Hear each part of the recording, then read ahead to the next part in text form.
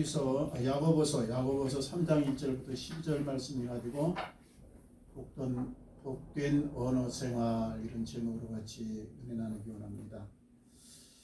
2조 때 정성분이 참 많이 있었는데 유명한 정성 그러면 황희정성하고 오리 이원이 이 정성을 꼽습니다. 황희정성은 이제 세종대왕 때 이렇게 활동했던 영의정으로 일했던 분인데 이제 2조 초엽에 이렇게 활동했고, 우리 이원익은 이제 임진왜란 때, 그러니까 2조 말엽에 가서 이렇게 활동을 많이 했는데 5번이나 영의정에 그렇게 올라서서 일할 정도로 많은 그렇게 훌륭한 일들을 했습니다. 근데 이제 그 황희정성이 젊었을 때 어사의 명을 받아가지고 저 남쪽으로 이렇게 시차를 갔어요. 그런데 그때가 마침 이제 보내는 철이라 어느 나이든 그 농부가 황소 한 마리하고 검은 소 한 마리를 같이 이렇게 쌍으로 하면서 돈을 갈고 있었습니다. 그래서 지나가는 길로 이제 물었어요. 아, 노인 양반, 그 검은 소, 황소 두 마리가 같이 일하는데 어느 소가 더 일을 잘합니까? 그랬더니 그 노인이 쟁기를 갈다가 소를 그대로 놔두고 자기 곁에 가까이 다가오더니 귓말로 대고 황소가 더 일을 잘합니다. 그래서 의아해서 물었어요. 아니 그거 뭐 대수롭지도 않은 일 가지고 그렇게까지 이야기를 합니까? 그랬더니 그 노인이 그러는 거예요. 아니 두 마리가 같이 일을 하고 있는데 어느 소가 일을 더 잘한다 그러면 다른 소가 상당히 서운하게 생각할 것 아닙니까? 그래서 그랬습니다. 이 황어사가 그 이야기를 듣고 깨달음이 참 왔어요. 아, 그렇구나. 이 소의 기분까지 살피는 저 노인의 심정이 참 아름답구나. 그래서 그 다음부터 말을 참 조심하면서 그렇게 훌륭한 재상으로 많은 업적을 남겼다고 합니다. 우리가 일상에서 하는 말이 참 매일매일 하는 것인데 이것이 우리 삶에 때로는 복이 되기도 하고 화가 되기도 합니다. 말이 씨가 된다고 그러잖아요. 말이 씨가 된다.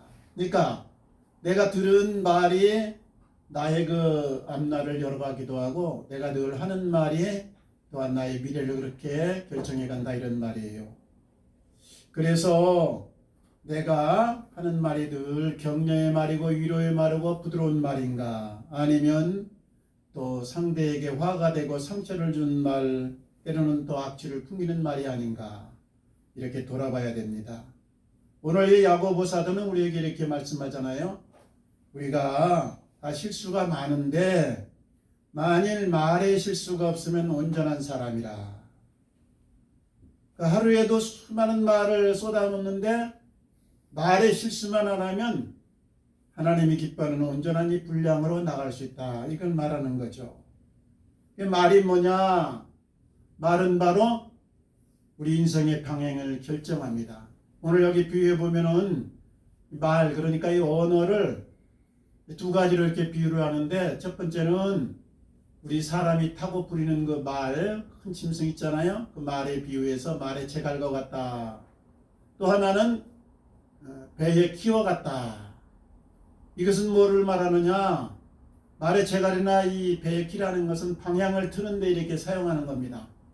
그러니까 이쪽으로 가게 하려면 이쪽으로 잡아당기고 제갈을, 또 방향의 키를 이쪽으로 들면 이쪽으로 가듯이 그렇게 우리 인생의 앞날을 결정하는 큰 역할을 한다, 이런 뜻이죠. 그래서 우리 말이 바로 우리의 삶을 열어가고 미래를 결정해 나가는 겁니다. 그래서 이 말이라는 건 듣는 말이 참 중요하고 또 내가 입으로 이렇게 쏟아놓는 이 말이 중요합니다. 그래서 수치스러운 이 말을 자주 듣게 되면 주눅이 드는 기가 펴지 못한 나이로 자라기 쉽고, 관대함 속에서 자라다 보면 너그러운 사람이 되고 또 인내를 배우는 아이가 되고, 격려의 말을 들으면서 칭찬의 말을 들으면서 자라면 자신감이 넘치는 그런 사람이 되는 겁니다.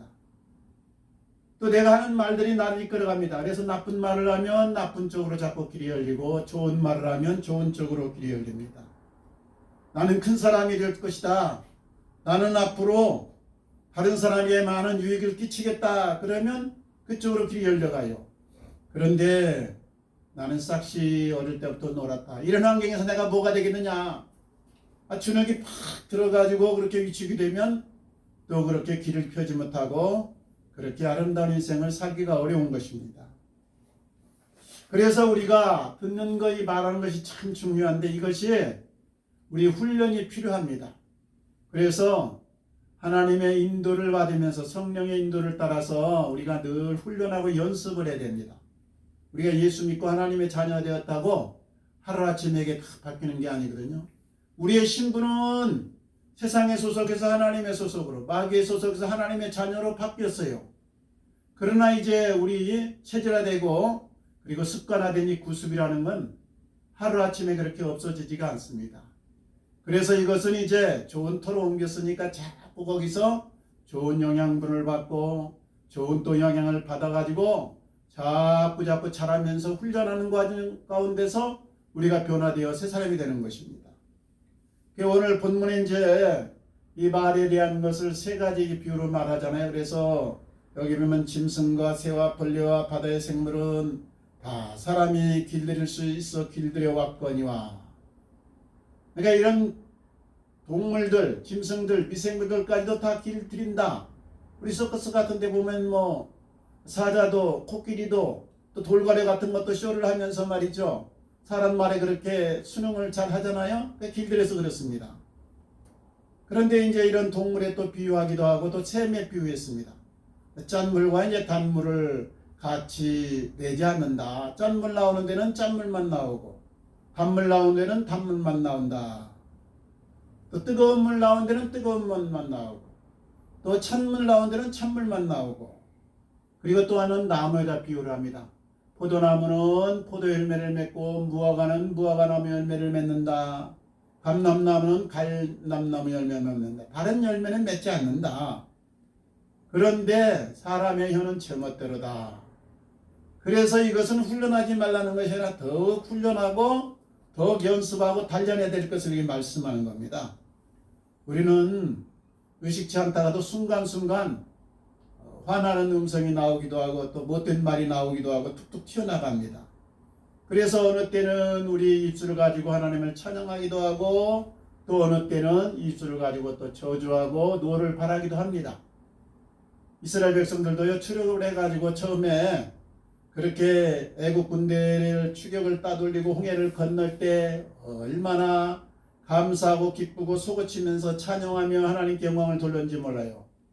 그런데 조금 지나서 며칠 길을 가다가 그 뜨거운 모래사막을 지나면서 여러 가지 그 어려움을 당하자 불평하고 원망합니다.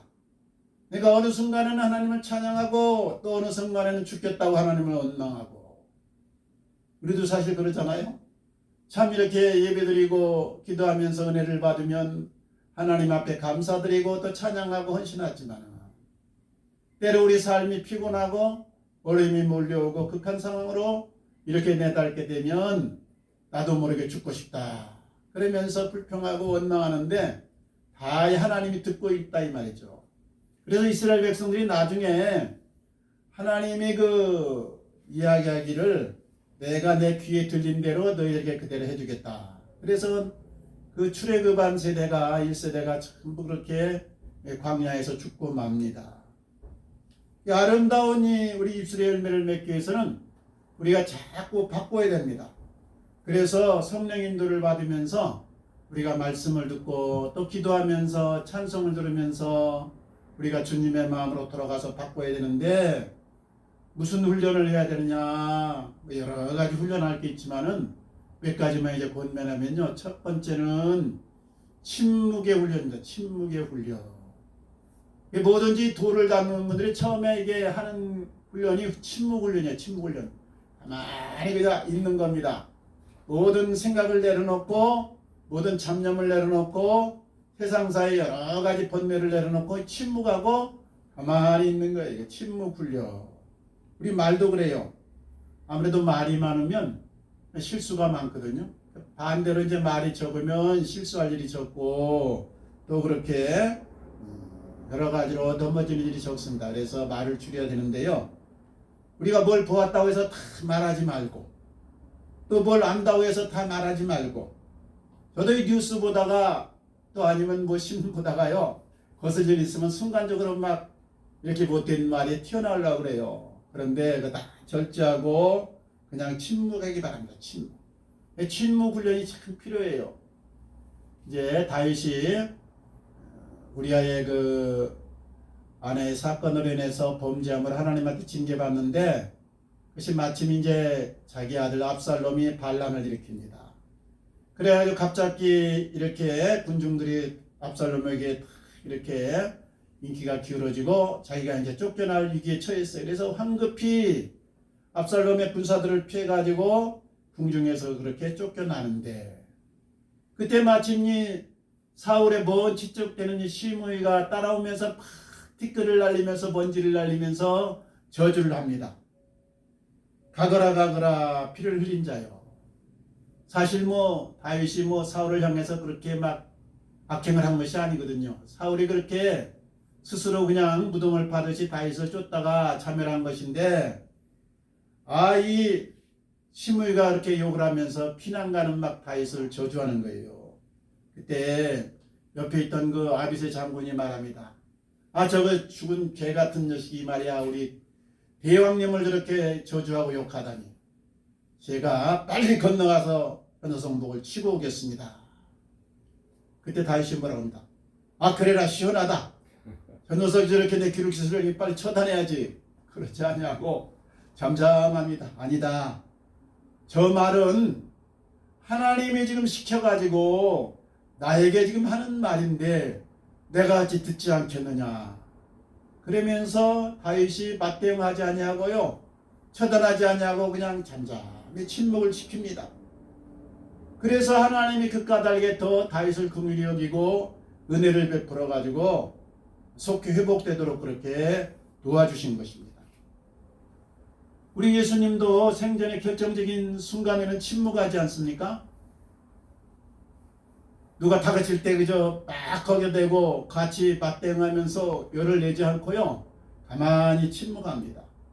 한 번은 가늠하다 현장에서 잡힌 여인을 유대인들이 끌고 와서 이런 여자는 율법의 돌로 쳐 죽이라고 했는데 주님께서는 어떻게 하시겠습니까? 다그치는 거예요. 그때 주님이 여러 가지로 이야기할 수 있겠지만 잠잠합니다. 잠잠하시고 아무 말씀이 없으시면서 땅에 이렇게 엎드려서 거기다 무엇인가 쓰셨다. 무엇을 썼는지 정확히 잘 모르겠는데 어쨌든 쓰시고는 그 다음에 군중들의 그 흥분을 가라앉힙니다. 휘감된 그 감정을 전부 이렇게 잠재우는 거예요. 그리고 나서 한마디 말씀합니다. 죄가 없는 자가 먼저 돌로 치라. 그때 주님의 그 침묵 앞에서 자기들을 돌아보면서 자기들의 그 잘못을 다시금 생각하면서 깨우치니 군중들이 다 돌을 버려두고 뿔뿔이 흩어지지 않습니까? 또 십자가에서 고통 중에 달릴 때 군중들이 조롱하면서 비방합니다. 내가 하나님의 아들이든 내려오너라. 그래서 한번 쨍하고 하나님 아들됨을 보여라. 그때 주님이 막 알았다 하면서 내려옵니까? 잠잠하고 침묵합니다. 침묵으로 일관함으로써 하나님의 아들됨을 보여준 것입니다. 뗄감이 없으면 불이 막 붙다가요 저절로 사그라지는 겁니다. 그러니까 침묵은 여러 갈등을 잠재우고 또 문제를 해결하는 이 좋은 방편이 되는 것입니다. 이 침묵 훈련이 필요하다. 또 하나는요 이 듣는 훈련이 필요합니다. 말하기 위해서는 듣는 훈련이 필요하다. 오늘 야고보서 1장 앞절에 보면 19절에 보면 사람마다 듣기는 속히하고 말하기는 더디하며. 그러니까 이 지도자의 덕목 중에 첫 번째가 뭐냐? 듣는 훈련이에요. 듣는 훈련. 그냥 누가 말하거든 즉각적으로 답하지 말고 가만히 그냥 듣기만 하세요. 가만히 들어요. 그리고 그저 이렇게 신호를 보내려면 고개를 끄덕끄덕 하시고 아니면은 그렇군요 하면서 맞장구를 쳐주고 아니면 또 미소만 짓는 것이 참 좋습니다. 그러면 대부분 다 해소돼요. 지금 뭘 알고 싶어서 막 열변을 토하는 게 아니거든요. 자기를 좀 알아달라, 자기 사정을 좀 들어달라, 그래서 그렇게 열변을 하는 건데, 우리는 너무 조급해가지고 즉각적으로 그냥 거기에 반응을 보여버립니다. 말해버립니다. 그러면 이게 오히려 어려움을 가져오는 것이죠. 근데 듣기만 해도 웬만한 문제는 다 해결되는 거예요. 아이들이 막 뭐라고 하고, 아내가 막 뭐라고 그러고, 남편이 뭐라고 그러면 그냥 잠잠히 듣고만 있어요. 듣고만. 거기에 일일이 대꾸하지 말고 듣기만. 그러면 대부분 이 문제가 지나갑니다. 우리가 하나님께 기도를 해도 그래요. 하나님, 이거 주의가 막 하나님께 아뢰는 것이 있지만은 이 듣는 부분이 상당히 이게 중요합니다. 그래서 이 기도는 대화잖아요. 대화. 우리나라 기도는 대부분 이제 따발정식으로 하나님한테 일사천리로 그냥 아뢰는 걸로 끝나는데, 이 외국인들 기도는 듣는 부분을 많이 강조해요. 듣는 부분. 그래서 듣는 훈련하자. 하나님의 뜻이 어디 있는가, 이런 상황에서 내 형편을, 내 사정을 알으면서 어쨌든 하나님의 도움을 받는 자, 이것보다는 하나님, 이럴 땐 내가 어떻게 됩니까? 이래 내 형편을 아시죠? 내가 어쩌면 좋겠습니까? 듣는 훈련, 듣는 훈련. 그때 하나님이 우리에게 말씀하시고 우리 심정에 하나님의 뜻을 알려주신 것입니다. 우리 그래서 사실 이 지도자는 듣는 훈련을 잘 해야 돼요. 듣는 훈련. 듣는 훈련. 대부분이 삶의 지혜라는 것은 듣는 데서 얻는 것이고요. 또 반대로 후에는 생각 없이 말하는 데서 그렇게 출발을 합니다. 말 잘하는 사람의 특징이 뭐냐? 그 유튜브 같은 데 보면 이게 전부 세밀하게 나왔거든요. 거기에 보면 첫 번째 특징이 말 잘하는 사람은 듣기를 잘한다. 듣는 거예요, 듣는 거. 그게 누가 이제 상담하거나 누가 물어오면은 가만히 듣기만 하면서, 아, 그렇군요. 그러면 스스로 자기가 해답을 나중에 말한다, 이게. 그러니까 듣는 것이 보통 이제 우리가 대화 중에서 좀 지혜로운 사람은 한 7, 80%를 듣고 그냥 중간중간에 그저 아, 그렇군요, 그렇군요 응대하면서요 한 10%, 20%만 말하는데, 이제 반대로 좀 말이 서투른 사람은요 내 말을 너무 많이 해버립니다. 상대방이 한마디 하면 거기에 즉각적으로 그냥 반응을 보여버리면 이게 깊이가 없어지는 거죠. 그래서 이 듣는 훈련을 우리가 잘 해야 된다 이거죠. 그 다음에 이제 좀 훈련할 것이 부정적인 말 하지 않기, 화나는 말, 뭐 또 여러 가지 내 감정 섞인 말, 또 우울한 말, 부정적인 말. 제가 어릴 때요, 이 별명이 방한퉁수에서 방한퉁수. 이 방한퉁수라고 이제 부모님이 저에게 이 별명을 지어준 거는 내가 나중에 깨달아 보니까 그런 뜻이더라고요. 좀 자극을 줘가지고 좀 말 좀 잘해라.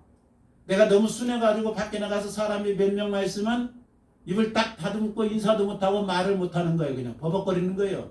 이거 안타까워가지고 방한퉁수다. 근데 저는 집에만 들어오면 어머니 아버지가 저보고 방한퉁수라고 그러니까 나는 방한퉁수인 줄 알았어. 그래갖고 밖에 나가서 말하면 절대 안 된다.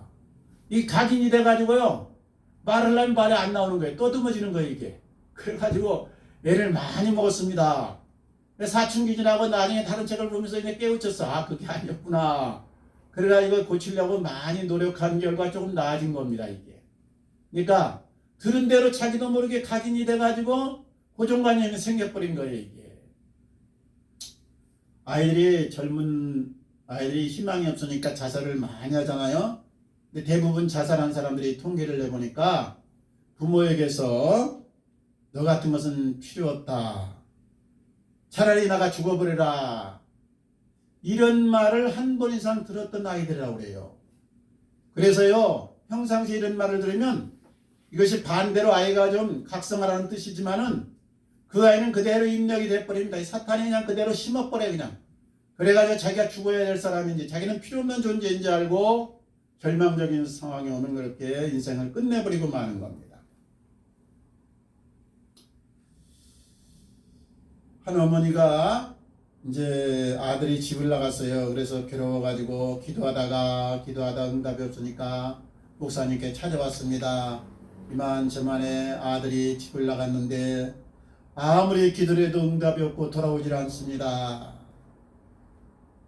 목사님이 한참 얘기를 하다가 듣고 보니까 그래요. 그래서 물었어요. 혹시 속상할 때, 속을 썩일 때 없어져 버려라 그렇게 말한 적 없습니까? 아, 속 썩일 때야 그런 말들이 안 하겠습니까? 나가 죽어버리라 그런 말도 한 적 있습니다.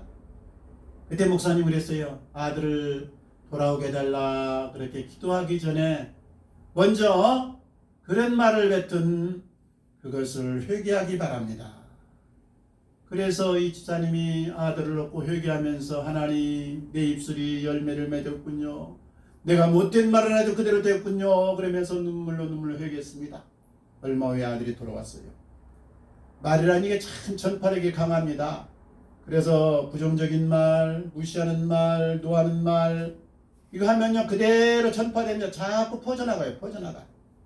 그래서 이런 말 하지 않도록 입에 재갈을 물으면서 자꾸만 훈련을 하고 자꾸 성령 앞에 가서 도움을 구하면서 하나님께 기도하면서 나를 수정해 나가야 됩니다. 우리 성도가 이 말을 할 때는 세 문을 통과해야 된다고 그러잖아요. 세 문을. 첫 번째 말이 이것이 사실인가, 진실에 입각한 말인가. 두 번째는 이것이 정말 유익된 말인가, 덕스러운 말인가. 세 번째는 덕스럽고 유익되고 또 사실이라고 해도 정말 이것이 친절하게 말한 것인가, 자비로운 마음에서 사랑해서 말한 말인가. 이것을 점검하라고 합니다. 그래서 우리가 말하기 전에는요, 좀 말이라는 건 나도 모르게 탁탁 튀어나가니까 훈련하시고 자꾸 의식적으로 생각하면서 성령의 도움을 구하고 천천히 말하고 그리고 생각하면서 말하시기 바랍니다. 그리고 우리가 해야 될 말은 밝은 말, 그리고 긍정적인 말, 그리고 잠언 4장에 나온 대로 경외에 합당한 말. 경외에 합당한 말은 아로새긴 은장반의 금사관이라 그랬잖아요. 경외에 합당한 말을 해야 되는데 이것도요 참 훈련을 해야 됩니다. 어느 선배 목사님이 은퇴하면서 자기가 참여하는 거 5가지가 있다 그렇게 이야기한 걸 들었어요. 근데 그 중에 한 가지가요 뭐냐, 내가 의도하지는 않았지만 목회하는 중에 부주의한 말과 경솔한 행동으로 부덕을 끼친 것을 참 참회합니다. 이게 모두 우리 목회자들의 어떤 놈에서 지도자들이 부담입니다. 오늘 잠언 10장 19절 말씀에요. 말이 많으면 허물을 면키 어렵다. 오늘 말씀 1절에도 선생된 우리가 더 큰 심판을 받을 줄 알라. 그러니까 말을 많이 하면 실수하기 쉬운데 우리가 부정적인 말, 노하는 말, 죽이는 말 하지 말고 살리는 말, 그리고 세워주는 말, 그리고 용기를 일으키는 말을 해야 됩니다. 이게 성령의 인도를 받으면서 훈련을 해야 돼요. 어느 아이가 수학을 100점을 맞았어요. 얼마나 모처럼 100점을 맞아서 신나가지고 머리카락이 휘날리라 막 어머니한테 달려와서 엄마 나 오늘 수학 100점 맞았어. 엄마 대답이 뭐냐? 뭡니까? 아 그래 수학 100점 맞았냐? 국어는 아주 힘을 싹 빼놓습니다. 이럴 때는 그저 아이고 우리 아들 최고다, 우리 감내 영광이다, 아버지도 못한 일을 어머니도 해보지 못한 일을 했구나, 얼싸안아주면서 격려하고 용기를 북돋아 줘야 되지 않겠어요? 그럴 때 더 아이가 힘차게 더 열심히 하는 것이죠. 이 칭찬은 무쇠도 녹인다, 또 칭찬은 고래도 춤추게 한다는 말이 있지 않습니까? 그러니까 늘 어떤 경우에도 무시하거나 주눅들게 하지 말고 격려하고 세워지고 용기를 북돋아줘야 됩니다. 세계적으로 성공하는 이제 100명의 지도자들이 있어요. 근데 전부 이제 자수성가합니다. 보통 이제 성공한 분들 따지면 자수성가형이 한 70~80%고 유산 상속형이 한 10%, 20%다 이렇게 나와요. 근데 100명의 이제 자수성가한 사람들의 특징을 조사를 했더니 딱 2가지로 요약되더라고요. 첫 번째는 사람을 만났을 때 좋은 점을 발견하고 장점을 찾아내더라. 또 하나는 그 사람을 키워주고 격려하면서 좋은 쪽으로 향상시켜 가더라. 그러니까 사람은 누구나 단점도 있지만 한두 가지는 장점이 있거든요. 그 장점을 키워주고 그 사람을 격려하면서 키워주는 사람이 바로 지도자가 된다는 말이에요. 벤자민 솔로몬 카슨이라고 있습니다. 벤자민 솔로몬 카슨, 지금 살아계신 분인데, 이분은 이제 외과 의사로 아주 세계 유명한 분인데, 별명이 신의 손이에요. 신의 손. 그분이 이제 이렇게 수술만 하면 완벽하게 말이죠, 죽을 사람도 살려낸다 이거죠. 미국 존스 홉킨스 병원에서 30년간 일했습니다. 그리고 1987년에 샴쌍둥이 남자애들을 처음 이 분리수술했어요. 샴쌍둥이는 이제 머리와 몸이 이렇게 둘이 붙어가지고 태어난 아이를 말하는 거거든요. 근데 그거면 뼈의 조직도 이렇게 같이 결합되어 있고 신경도 이렇게 같이 연결되어 있어가지고 상당히 것이 위험한 수술인데, 그것을 세계 최초로 무사히 성공적으로 그렇게 마친 의사입니다. 그래서 2008년에는 대통령 훈장까지 받았어요.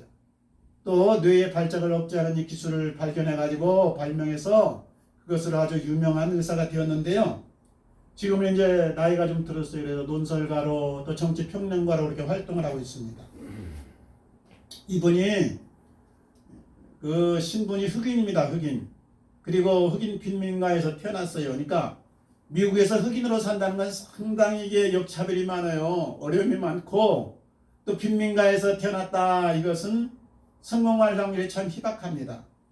그래서 초등학교 5학년 때까지는 학습 지진하다, 공부를 했다 하면 그냥 빵점 맞길 수였다 이거죠. 그저 불량 소년이었습니다. 문제아였습니다. 그런데 이런 사람이 나중에 이렇게 유명한 외과 의사가 되고 훌륭한 명사가 되었어요. 그래서 이제 기자가 찾아가서 물었습니다. 선생님은 어떻게 그런 어려운 환경에서 이렇게 자랐으면서 이렇게 훌륭한 사람이 되었습니까? 그 흑인 소년은 8살의 부모가 이렇게 이혼을 했어요. 그래서 참 어려웠는데 주저없이 대답합니다. 그것은 나의 어머니 시오나 카슨 덕분입니다.